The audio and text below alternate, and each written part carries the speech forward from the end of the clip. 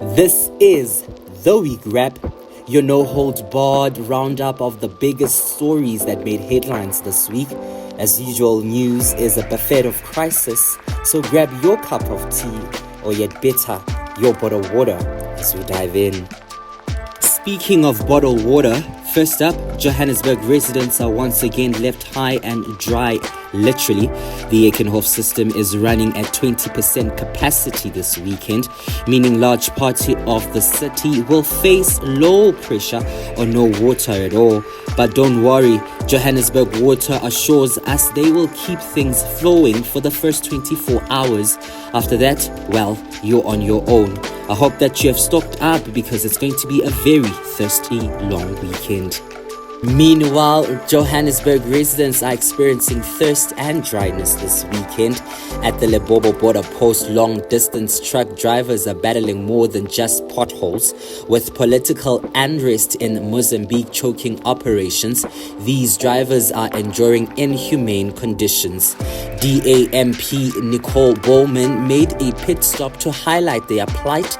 But here's the real question. Who's going to fix this mess? Because waving at truck drivers from a distance doesn't exactly solve this crisis. The border has been reclosed and reopened again as truck drivers make their smooth wave into the other side. Onto this now, Malema's rally cry at the EFF's assembly. Day 2 of the EFF's National People's Assembly saw Julius Malema doing what he does best, reminding delegates of their core ethos. Malema's 3 long hours speech, which felt like 30, was peppered with warnings about genuine threats facing the party.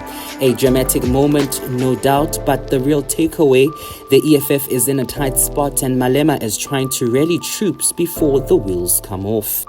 Turning into somber news now, Advocate Thulani Ngomezulu, who represented the first accused in the Senzo Meyiwa trial, has passed away.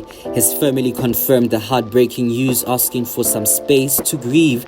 This adds another twist to an already turbulent case which has been happening for the past decade.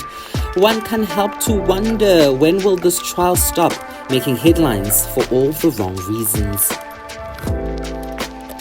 And finally, explosion at Matla Power Station. Eskom is investigating an explosion at Matla Power Station that injured 9 people and damaged 2 units.